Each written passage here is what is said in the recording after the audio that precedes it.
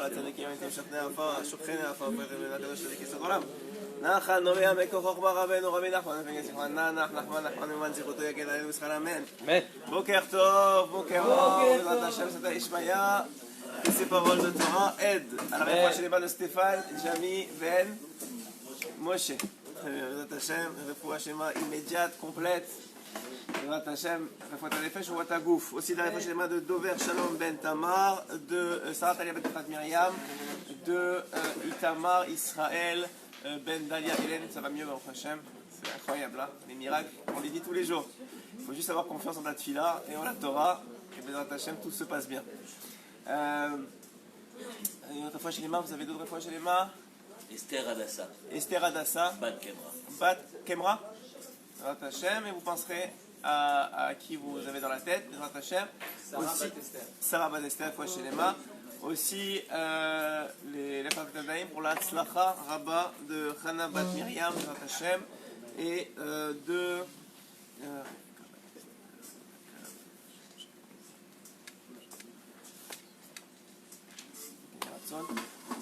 C'est bon, on peut commencer le shiur Bezrat Hashem. On va évidemment à l'approche de Elul. Vous savez que Shabbat c'est Rosh Chodesh Elul, et que Elul, comme d'ailleurs Rav Neriel l'a mentionné juste avant, c'est la racine de Rosh Hashanah, c'est la source de Rosh Hashanah, et que de Rosh Hashanah va être décidé toute notre année.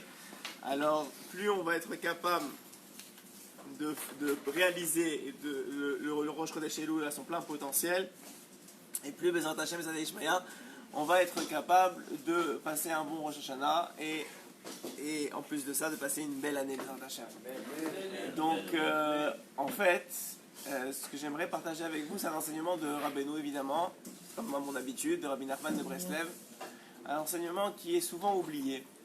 Vous savez, on s'entend tous pour dire, surtout ceux qui sont dans une bête à midrash ou qui comprennent l'importance de la Torah, des mitzvot et la présence et qui prennent chacun à son niveau un peu conscience de la présence d'Hachem. On s'entend tous pour dire qu'on n'est pas là pour rien et qu'on est tous là pour se changer, s'améliorer, se travailler et pour sortir de ce monde meilleur qu'on est venu. Si c'est pas en midot, en trait de caractère, au moins en ma'asim tovim, au moins en Torah, à être un peu plus de ce qu'on est arrivé. Et d'ailleurs, on le sait, le point de départ, il y a une histoire que Rabbeinu y rapporte. Il dit il y avait une montagne énorme à grimper. Et il y a un groupe d'amis qui se sont mis en tête de la grimper. Et ils ont mis des jours et des jours, vous imaginez la souffrance, vous imaginez le mont Everest, on va dire. Ouais, vous n'avez jamais fait ça de votre vie. Et on se dit, tu sais quoi, demain, viens, on va faire le mont Everest. Au bout de quelques heures, on n'a plus respirer. C'est difficile, mais bon, ils ont tenu le coup. Ils ont monté. Des fois, ils étaient obligés de s'arrêter plusieurs semaines pour se reposer, pour essayer de s'acclimater au climat, etc.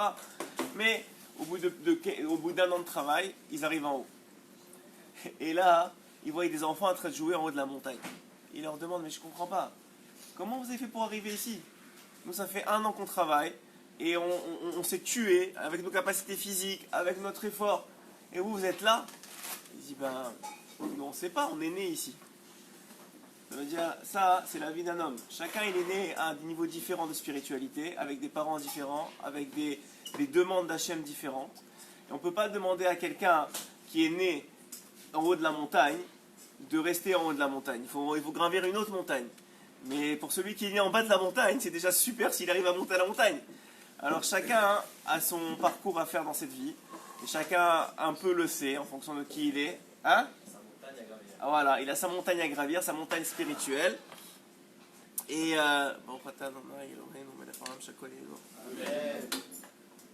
a sa montagne spirituelle à gravir. Chacun a son chemin à faire. Il ne faut pas s'étonner qu'il y en a qui naissent en haut de la montagne, de certaines montagnes, comme nos enfants par exemple, par rapport à nous, et que, comme David Ameller le disait lui-même, dans Tehillim, ils se vantent de 2 choses. David Ameller se vante de ne pas avoir dormi les nuits, plus qu'un certain nombre de respirations, comme le cheval, et qui se réveillait donc tous les jours à Chatzot. Deuxième chose dont il se vante, c'est qu'il vérifiait le sang des Nida. Pourtant, David Ameller est un tzaddik gamour. Il avait beaucoup de choses à se vanter, c'est-à-dire à mettre en avant devant Akadosh Baruch Hu, à plaidoyer devant Akadosh Baruch Hu que ces 2 choses-là. Mais c'est les 2 seules choses que son père ne faisait pas déjà. Son père était un tzaddik gamour, Ishaï est l'un des quelques tzaddikim qui sont partis de ce monde sans faute, juste à cause de la faute d'Adam Rishon. Donc on parle de quelqu'un de très très très grand. Et David Amelech est né dans cette famille, il est né de cette union-là de son père, donc un tzaddik avec sa mère. Et donc déjà, il était en haut de la montagne. Donc pour lui, la seule chose qu'il pouvait dire à Hachem, regarde, je suis un roi, je pourrais faire n'importe quoi de ma vie, mais je m'occupe du sang des nidas, je m'occupe de purifier une femme à son mari. La nuit, alors que tous les rois dorment, moi je suis là à me réveiller, à te prier, à parler avec toi. Donc on voit que on peut pas, chacun d'entre nous, on est sur une certaine, on est né sur une certaine montagne, ou en tout cas à un certain niveau de la montagne, et il nous reste chacun d'entre nous beaucoup à parcourir. Et chaque année, le mois d'Elul arrive, Rosh Hashanah arrive, les remises en question que demande Hachem, le fait de faire tchouva, on sait qu'est-ce que ça veut dire à chaque fois. Et on sait que Rabbeinu il dit que tant qu'on est vivant, c'est tchouva al tchouva, c'est-à-dire que c'est une tchouva continuelle. Mais il y a un élément important que j'aimerais partager avec vous aujourd'hui, qui m'a frappé quand je l'ai relu dans Sirot Haran. Sirot Haran, c'est un livre qui compile des conversations que Rabbeinu Akadosh il a eues avec ses élèves, si ce n'est pas ses élèves, des gens autour de lui qu'il a fréquentés. Ils ont été compilés. Il y en a une qui est très, très belle, j'ai trouvé, très particulière et qui est pleine d'enseignements. Et la sira est comme ça, la conversation est comme ça. Rabbeinu là-bas, il dit que tout l'homme, il est fait de plein de midot raot. Il naît dans ce monde avec plein de mauvais traits de caractère et qu'il lui incombe de les changer. On le voit déjà, j'en veux pour preuve, il ne le dit pas là-bas, mais je suis sûr être d'accord avec moi, j'en veux pour preuve les premiers jours de nos vies. Chacun d'entre nous, on arrive avec déjà l'imperfection de notre corps. On vient un huitième jour de notre vie, c'est le père qui fait la mitzvah, mais en réalité, si le fils était capable, il l'aurait fait. C'est la mitzvah du fils, c'est-à-dire de se faire la brit mila. Pourquoi Hachem il ne nous a pas fait déjà Maoul, même comme Moshe Rabbeinu, et même ceux qui naissent Maoul, c'est-à-dire que ceux qui naissent déjà sans l'excroissance, oui, sans le prépuce, même eux on les fait saigner pour montrer cet aspect-là, que dans ce monde, Hachem il a fait exprès de nous créer imparfaits, donc il ne faut pas se culpabiliser de ça, bien au contraire, sinon on n'a rien à faire dans ce monde. Si on est parfait, il n'y a rien à faire dans ce monde. C'est pas possible qu'un homme il soit parfait qu'il soit ici. Même s'il va devenir après le plus grand des tzaddik, il n'est pas né parfait, je vous le garantis. Donc, à partir du moment où nous on a compris ce principe-là, que Hachem il nous a créé imparfait et qu'il incombe à l'homme de se perfectionner dans ce monde, alors on a compris déjà une grande partie de la raison pour laquelle on est là. Maintenant, une fois qu'on a compris ce principe-là, alors ok, on veut changer, on veut évoluer, et chacun d'entre vous, à l'âge que vous avez remarqué que c'est pas si facile que ça, et que souvent on commence avec Elul, avec Rosh Hashanah, et puis petit à petit les événements font qu'on remarque que c'est tellement difficile, et que finalement on se décourage, et puis finalement on se retrouve l'année d'après, on n'a pas l'impression d'avoir tellement changé par rapport à l'année d'avant. Des fois oui, des fois on a le Srud Echalei Oman, et de malgré nous avoir changé, ouais, mais de la majorité des fois, même ceux qui sont allés au Oman, on voit que la vie elle avance, et que les midot, elles sont tellement, ça a l'air tellement un yam de saleté, j'ai pas envie de vous rendre astratique, mais juste pour comprendre, ça a l'air tellement une mer de choses à réparer que tu as l'impression que tu vas jamais y arriver. Et même quand tu nettoies le bord de la plage, il reste la mer à faire, tu as l'impression que tu n'as rien fait du tout. Alors, Rabbeinu, il dit que, en vérité, écoutez bien, parce que c'est vraiment important, il dit qu'en vérité, un homme, il se trompe sur plusieurs niveaux. Premièrement, un homme, il se trompe en croyant que ça prend une journée pour se changer. Ça prend pas une journée. C'est pas parce que tu as décidé aujourd'hui de travailler sur la colère que demain tu vas être le plus calme des gens. C'est pas vrai. Ça n'existe pas une chose pareille. Ça prend du temps, ça prend des efforts et ça prend une atmada. Deuxième chose, dit Rabbeinu Akadosh, la plupart des raisons pour lesquelles un homme ne réussit pas dans le changement de ses midot, c'est parce qu'il ne croit pas que c'est possible de changer.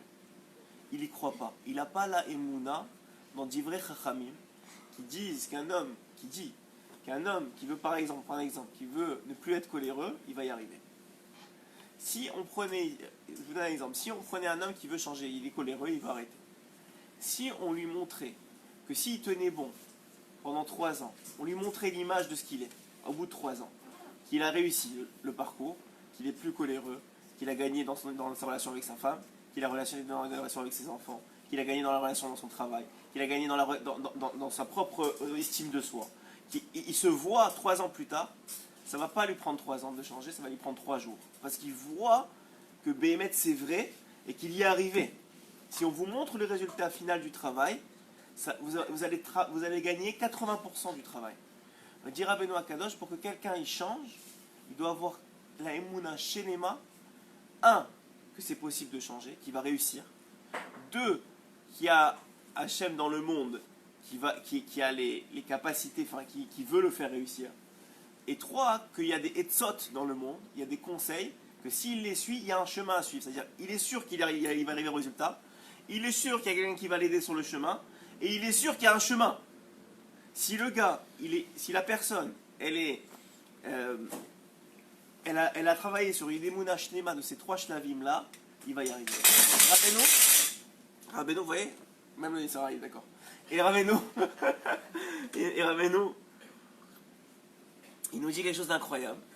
Il nous dit que pas seulement que la personne elle va y arriver, mais la personne elle est capable d'y arriver en 1 an pour chaque midot. En 1 an. Vous voulez plus être coléreux, 1 an ça va vous prendre. Ah ouais? Il dit 1 an, mais 1 an si tu travailles seulement sur ça. Et tu fermes les yeux sur toutes, il appelle ça des mauvaises odeurs, et sur toutes les mauvaises odeurs qu'il y a dans ta vie. Parce que si tu commences à ouvrir tous les paquets, tu sais plus quelle odeur est la mauvaise, et tu n'es plus capable de travailler sur rien. Il me dit Rabbeinu Akadosh à l'approche de Elul, je pense que c'est particulièrement important de comprendre ce concept-là, c'est un concept qui est rapporté dans Sichot Haran, qu'un homme, premièrement, il doit avoir confiance qu'il va y arriver. Il ne doit pas seulement avoir confiance, il doit être sûr qu'il va y arriver. Parce que Hachem, il n'a pas mis dans ce monde pour qu'il y arrive. Il n'a pas mis dans ce monde avec des midot raot. Il n'a pas mis dans ce monde avec des midot raot, si ce n'est pour les changer et pour arriver à devenir Béhémet quelqu'un, un homme bien, un homme qui a plus ces midot-là, un homme qui sent plus mauvais. Rabbeinu il dit Hachem il t'a mis Bekavana, c'est-à-dire après ça c'est des tikkunim, c'est des réparations, c'est le fait que tu as fait d'autres choses dans ta vie, dans d'autres vies, ça ne nous concerne pas dans cette vie-là. Finalement ça ne nous concerne pas, nous ce qu'on voit c'est le bout de notre nez, le bout de notre nez c'est notre vie maintenant. Donc nous ce qu'on sait c'est qu'on est né avec telle capacité spirituelle, on est né à tel niveau de la montagne. Et il y en a plusieurs des montagnes à franchir. Et chaque montagne, elle doit être prise séparément.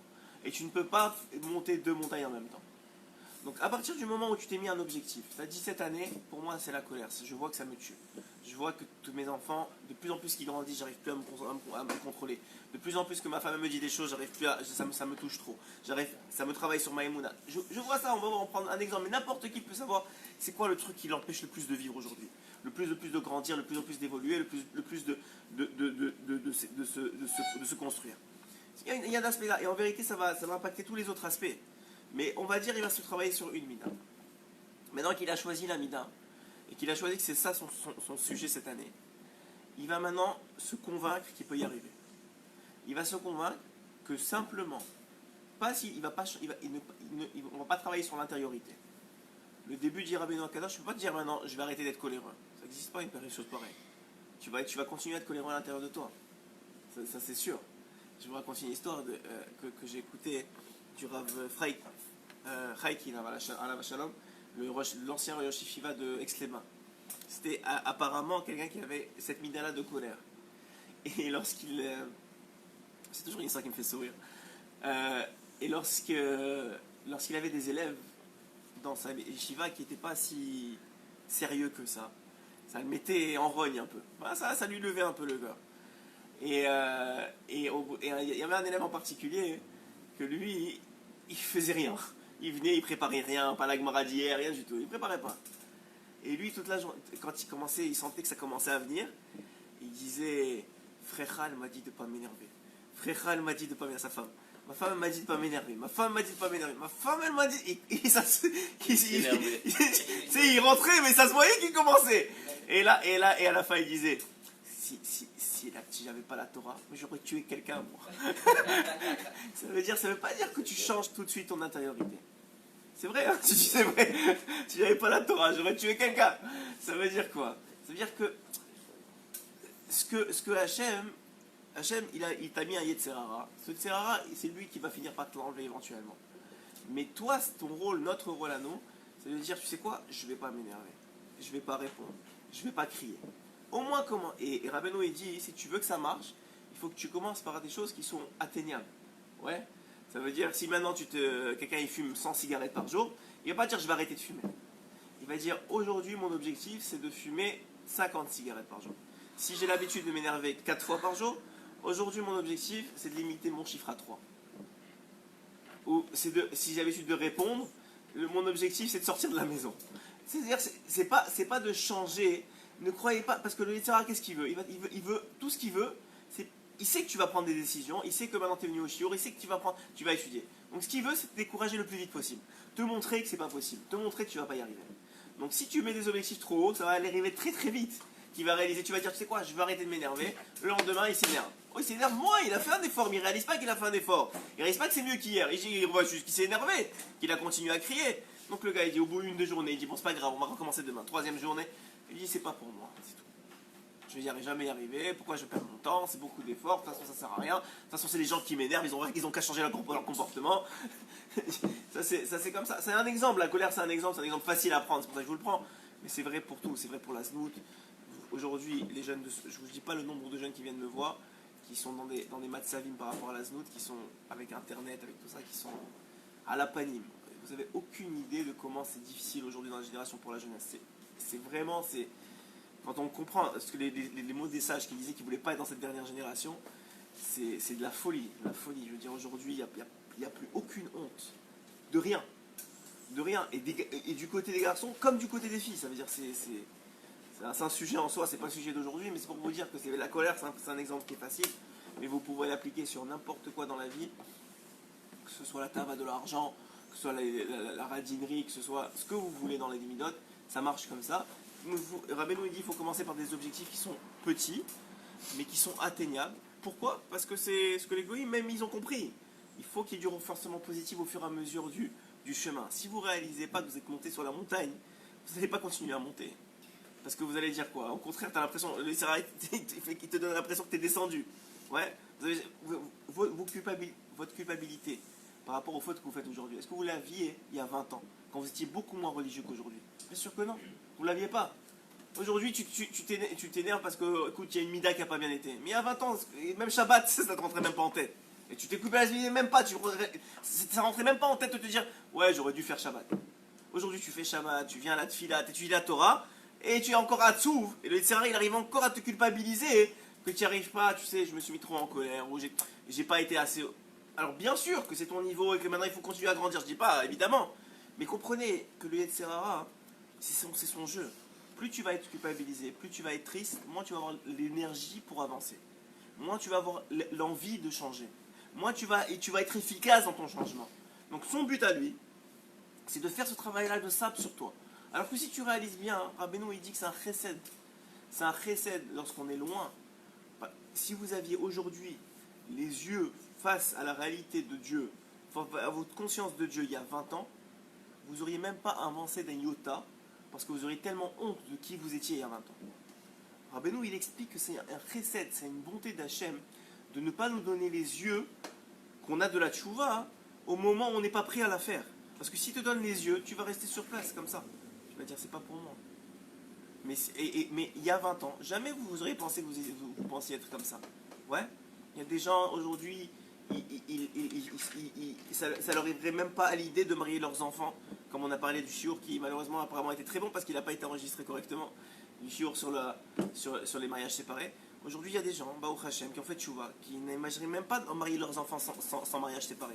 Mais eux-mêmes, il y a 30 ans en arrière, ils n'imaginaient même pas avoir l'imagination d'avoir un mariage séparé.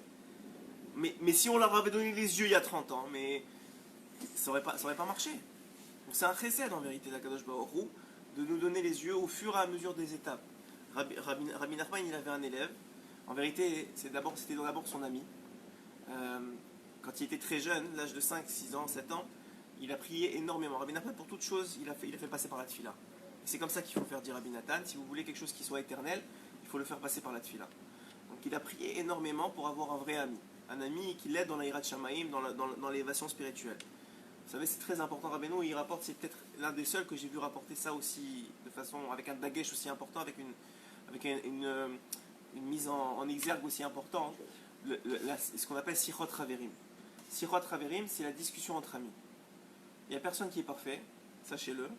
Et chacun a besoin d'avoir un ami à qui il peut se confier. D'abord à Kadosh Baruch Hu directement, bien sûr, mais même un ami, on parle, regarde, moi je suis dans tel matzav. Tu sais quoi, toi si tu as un problème de colère, moi j'ai un problème de colère, viens tous les jours, on se rappelle. On s'appelle à midi, on s'appelle à 8h. On voit comment a été la journée, on se renforce. Si on est tombé, on essaie d'avancer. Vous allez voir que ça va complètement changer. C'est comme si vous faites du sport. S'il y a quelqu'un qui vous rappelle, viens, on y va, allez, réveille-toi. Ou si vous allez là-dessus, là, allez, viens, je viens te chercher, réveille-toi. Si même tu as un ami, un vrai, pas quelqu'un qui au bout de 3 jours t'oublie, mais même quelqu'un qui veut avancer. Et toi, quand il est mieux, tu l'avances, etc. Alors, c'est sûr que ça va être meilleur. Donc, il a beaucoup mis l'emphase sur Sirot Haverim, sur le fait de discuter ensemble, entre amis. Pas forcément entre Rav et élèves, mais même entre amis de même niveau spirituel. Et pourquoi je vous dis ça? Parce que quand il a voulu chercher un ami, évidemment, quand il y a 6-7 ans, les enfants, c'est normal. Qu'est-ce qu'ils veulent faire? Ils veulent jouer, s'amuser. Donc à chaque fois qu'ils trouvaient des amis, c'était pas des amis qui voulaient grandir. Lui, à 6-7 ans, il avait déjà fini une chasse. Ok? Il a écrit, sur certaines opinions, il a écrit Sefer Hamidot, ouais, à 6 ans. Il y en a qui disent 9 ans. Sefer Hamidot, c'est tous les conseils du chasse. Ok? Donc on parle pas de quelqu'un de normal. C'est quelqu'un qui est déjà né en haut de la montagne. Ok, c'est le petit d'arrêt fils du Baal Shem Tov, et même lui il a dit que il a fallu gravir une autre montagne. Donc on parle pas de la même montagne que nous, mais quand même, on parle de quelqu'un qui a gravi les montagnes et que à travers sa montagne, lui, il a eu les mêmes épreuves que nous à son niveau. Donc ça veut dire simplement, hein? Déjà à 6 ans, c'était un cerveau. Il n'a pas vraiment gravi de. Vadaï qu'il a gravi, parce que son Yetzirah est en fonction de son cerveau. Rabbeinu il a dit qu'un jour le Yetzirah est venu le voir, l'ange de la mort il est venu le voir. Et il lui a dit, regarde, je te fais un deal, toi et moi. Il dit, ok, quoi? Il lui a dit, tout tu vas être 100%. Tavat Mamon, Tavat Achila, tout ce que tu veux, je t'enlève le Yetzirah. Une seule chose, tu ne seras pas 100%. Il lui a dit quoi? Tavat Niouf, les mauvaises mœurs. Rabbeinu il lui a répondu, il lui a dit, c'est ce qu'on fait comme deal? 100% sur les mauvaises mœurs et tu m'éclates sur le reste. Donc tu vois qu'à chacun à son niveau, le Yetzirah, il est en fonction de son niveau. Il est en fonction de son niveau. Je crois que quand tu es grand comme ça et quand tu nais grand, il y a une grande gava qui peut venir avec. Une énorme gava. Et que si tu as de la gava, la Gemara, elle dit dans ma Maseret Sota, toute ta Torah, elle est toeva, c'est de la poubelle pour Hachem. C'est pour ça que des fois, quand on fait des erreurs et quand on croit que c'est shiurim, c'est pour soi et des choses comme ça, il faut faire tchouva sur des choses comme ça. Parce que je vous ai raconté l'histoire, mais j'adore cette histoire dans ma Maseret Sota de Rabbi Abaou. Il avait à l'époque, quand on donnait un livret Torah, il y avait quelqu'un qui le répétait à voix haute pour tout le monde. Juste nous, je vais raconter cette histoire. Le Rav, il parlait à une personne, on va dire Yosef, et Yosef, il rapportait à tout le monde. Et donc, un jour, il y a la femme de. Bon, pas toi, Yosef. Il y a la femme de ce gars-là qui répète, qui rencontre la femme de Rabbi Abaou. Et il commence à lui dire, ouais, mon mari, il est beaucoup plus ram que toi. Il est beaucoup plus. Il pourrait faire des meilleurs livrets Torah. C'est juste par humilité qu'il laisse ton mari parler. Alors la femme, elle est remontée, elle rentre du marché, elle va chez son mari. Et elle lui raconte tout ce que la femme, elle a dit. Ouais, tu as vu comment elle t'a parlé. Elle pense que son mari, il est meilleur en Torah que toi, il est plus grand en Torah que toi. Et tu vois que même pour des femmes aussi grandes que la femme d'un Tana, ça la touche. C'est-à-dire la gava chez une femme, l'honneur, c'est quelque chose. Alors elle est partie voir, elle pensait que son mari il allait éclater le gars, il allait lui remettre en place, il allait lui dire de quoi tu parles. Et qu'est-ce qu'il a répondu Rabbi Abaou? Il lui a dit, bah, tant mieux s'il est meilleur que moi. L'essentiel c'est la gloire d'Hachem. Si c'est lui, c'est lui, si c'est moi, c'est moi. Qu'est-ce que ça change? Ça c'est des niveaux. La Gemara, elle utilise cette histoire-là pour louer la modestie de Rabbi Abaou. Ça veut dire, c'est pour te dire que c'est pas stam comme ça quand un gars il arrive. Plus il grandit, plus il y a des Yetzirah qui grandissent avec lui. Alors pour revenir à l'histoire de Rabbi Shimon, il a beaucoup prié pour avoir cet ami-là. Et quand il a eu, il a prié pour les Hachamaïm, et effectivement il a trouvé Rabbi Shimon. Rabbi Shimon était plus vieux que Rabbeinu, de plusieurs années, mais finalement c'est devenu son élève, parce que Rabbeinu était de plus haut niveau spirituel. C'est pas seulement devenu son élève, c'est aussi devenu son shamash. Celui qui shamash, son bedo, ouais, mais c'est un mauvais mot, bedo. Celui qui l'aidait à. Secrétaire, voilà, son secrétaire particulier. Et il lui a dit d'ailleurs que. Il lui a dit, tu es mon shamash dans ce Olam Hazé, tu seras mon shamash dans le Olam Haba. Et c'est connu que celui qui n'arrive pas à aller à Ouman une fois ou qui a besoin de parler, de demander quelque chose à Rabbi Nachman de Breslev, il peut, et il est même bon, d'aller voir un Rabbi Shimon qui est enterré juste en dessous du Harizal à Tzfat. Vous avez le Harizal, vous avez une tombe bleue juste en dessous, c'est Rabbi Shimon, l'élève le Shamash de Rabbeinu, parce que c'est lui qui organise les rendez-vous en haut. Alors tu peux lui demander, s'il te plaît, demande à Rabbeinu qui demande à Hachem. Ça. Donc si vous avez l'occasion d'aller à Tzfat, n'oubliez pas d'aller chez Rabbi Shimon. C'est Rabbi Shimon, l'élève de Rabbeinu, pas Rabbi Shimon Bar Yochai. Et donc voilà, donc c'est pourquoi je vous dis tout ça. Parce que, pourquoi je vous ai dit tout ça, l'histoire de Rabbi Shimon? Ah oui, voilà, parce qu'un jour, voilà, merci. Parce qu'un jour, Rabbi Shimon, il demande à Rabbeinu une chose. Il lui dit, voilà, j'aimerais que... Il avait fait un shiur, comme quoi le tzaddik, il transmet à ses élèves la hirat shamayim, la crainte du ciel. Alors il lui avait dit, après le shiur, il lui a dit, s'il vous plaît, transmettez-moi la crainte du ciel. Qu'est-ce qu'il a fait, Rabbeinu? Le soir même, Rabbi Shimon, ses yeux s'ouvrent, il commence à avoir des anges autour de lui, et des démons, et des trucs qu'il n'a jamais vus de sa vie. Mais c'est au-dessus de son niveau, il tremble, il ne peut pas bouger, il sue de partout, et son âme a envie de partir, genre, il est au bord de la mort. Bon, Hachem il survit toute la nuit, le lendemain matin il court chez Rabbeinu, il dit, j'en supplie, que vous m'avez fait, remettez-moi les yeux d'avant, je peux pas, sais pas mon niveau, je veux pas. Alors, alors effectivement il revient, et après qu'il s'est remis, qu'il s'est calmé, etc., il parle avec Rabbeinu, il dit, mais comment on peut voir des choses pareilles? Alors il lui dit, la hirat shamayim, c'est la conscience d'Hachem. Plus tu es grand, plus tu vois des choses qui te permettent d'avoir conscience de Kadosh Baruch. Mais pour lui, c'est inimaginable.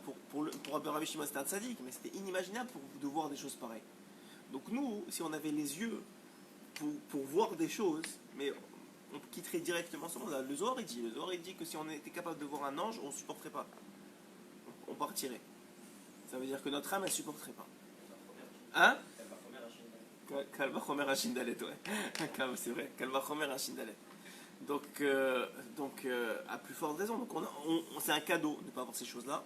Mais le travail sur soi, c'est d'avoir une conscience que ça existe et d'avoir la foi que ça existe. Alors nous aussi, peut-être c'est un cadeau de voir, de pas voir le résultat final, mais il faut avoir confiance que c'est possible, qu'on peut y arriver, que Hachem il nous a mis dans ce monde parce que c'est possible d'y arriver, parce que c'est dans nos mains d'y arriver, et que Béhémet, on peut être le meilleur qu'on peut être. On peut être le meilleur dans tous les domaines spirituels qu'on peut être, et que c'est qu'une question de tfila, comme Rabbi Nathan dit, que si un homme il n'a pas atteint un niveau spirituel quelconque, c'est soit pour deux raisons seulement, soit parce qu'il n'a pas assez prié, soit parce qu'il n'a pas prié du tout. C'est aussi simple que ça. S'il n'a pas atteint un niveau spirituel, c'est soit parce qu'il n'a pas assez prié, soit parce qu'il n'a pas prié du tout.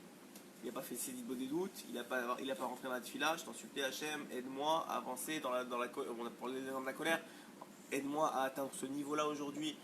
Et plus tu fais ça, plus tu grandis de Emouna, parce que tu vois qu'il t'aide, tu vois que ça marche, et donc tu crées un lien plus fort. En plus de ça, tu gagnes le lien avec Hachem, qui est l'essentiel du travail sur soi.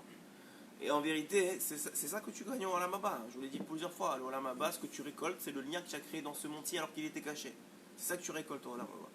Plus tu as un lien fort dans ce monde-ci, alors qu'il est caché, plus quand il va être dévoilé, tu vas être proche de lui. C'est ça le Olam Haba. Donc en vérité, il ne faut pas se décourager. Je sais qu'on entend beaucoup de chiour et que beaucoup d'informations, surtout aujourd'hui, avec Internet, il y a beaucoup d'informations qui rentrent et on voit qu'on n'accomplit pas le millième de ce qui rentre. Même dans les shiurim que je fais, je sais pas, Bezrat Hashem Kashem m'aide à accomplir ce que je dis, même une partie de ce que je dis. Ça veut dire que chacun d'entre nous, on voit qu'on a de l'information, on voit que la Torah elle est accessible, on voit qu'on sait ce qu'il y a à faire, mais dans les faits, ça prend beaucoup plus de temps de réaliser ce qu'il y a à faire que de connaître ce qu'il y a à faire. C'est un homme et c'est pas un plus un, c'est un travail de tous les jours, c'est un travail sur soi, c'est un travail où le travail ne te lâche pas, c'est un travail où tu n'es pas seul dans l'équation, il y a des gens autour de toi que tu ne contrôles pas, qu'il faut comprendre que tu ne contrôles pas, et que c'est pas toi qui contrôle le monde, et que c'est Hachem qui est derrière tout ça. C'est un travail sur la Emouna énorme, c'est un travail sur soi. Des fois, il y a des épreuves qui viennent en ligne de compte, la maladie, chez certains, ou bien d'autres épreuves, la parnassa, et en plus qui rentrent, qui ajoutent sur tout ça. Donc tout ça, ça va être pris en compte. Tout ça, il ne faut pas se décourager. Il faut savoir, je pense que s'il y avait une idée à retenir du shiur, c'est que Rabbeinu il dit, et tous les sages ils disent que c'est possible. Sinon, le Réchit Chochma, il n'aurait pas écrit le Réchit Chochma. Le Messiat Yesharim, il n'aurait pas pris des années à écrire le Messiat Yesharim. Rabbeinu, il n'aurait pas perdu des enfants pour pouvoir transmettre des secrets de la Torah. S'il pensait pas, si Hachem n'avait pas confiance en nous, il n'aurait pas mis tous ces tzadikim pour nous donner les conseils. Il nous aurait laissé tomber. À quoi ça sert de faire souffrir des tzadikim pour les générations? Tout ça pourquoi? Pour que vous finissiez comme vous avez commencé. Ça fait pas de sens. Mais évidemment que c'est possible. Évidemment que tous ceux qui y sont arrivés, c'est parce qu'ils ont eu confiance en eux, ils ont eu confiance en Hachem, ils ont confiance en le conseil de la Torah. Ils ont compris que s'il y avait des conseils, c'est parce qu'ils étaient réalisables. Parce que sinon, combien Rabbeinu il a dit, j'ai perdu mes enfants pour vous transmettre le Tikkun HaKlali. J'ai perdu mes enfants. Mon fils, j'ai perdu. Parce que en haut, c'est toi mon fils, soit le Tikkun HaKlali. Vous imaginez une chose pareille? Un homme, il va dire, je préfère, tu sais quoi, mon fils, il va quitter plus tôt ce monde pour que des générations, ils aient un remède pour le Tikkun HaBrit. Vous pensez à une chose pareille, ça vous juste, il bonnène un peu sur ça, et nous on l'a dans les mains et on le fait pas. C'est chaval. Aujourd'hui, Béhémet, c'est chaval. C'est chaval de ne pas croire au moins que les etzot sont des etzot qui marchent. Ça marche, ça fonctionne, de se renouveler à chaque instant, de penser que, de commencer par les petites choses, de se concentrer sur une bracha, de comprendre que n'importe quoi qu'on fait, même aussi petit que ça soit, ça a un impact énorme pour l'éternité. Énorme pour l'éternité. C'est des choses, une mitzvah, ça va être, non seulement c'est pour vous, pour l'éternité, mais ça va être retourné à vos enfants, vos petits-enfants, vos arrière-petits-enfants, une tzedaka que vous faites, une aide que vous donnez, c'est votre petit-fils, votre arrière-petit-fils qui va en profiter. Si vous comprenez ça, je pense qu'on a assez pour ce shiur-là de ce matin, que Béhémet, il faut prier. La première chose à faire, c'est qu'il faut prier. D'abord, premièrement, il faut faire un bilan de ce qui vraiment est nécessaire de changer chez nous. Pour notre bien à nous, pas pour personne d'autre. Une fois qu'on a compris ça, que c'est Béhémet pour notre bien, alors on prend une mida, une chose à faire. Sur ça, on la casse en des milliers de petites choses. Et chaque jour, ou chaque semaine, ou chaque mois, on se donne des petits objectifs. Et on prie pour y arriver. Et vous allez voir, enfin on va voir, je m'inclus dedans, que ça fonctionne. Ça fonctionne. Chazak Ubaruch.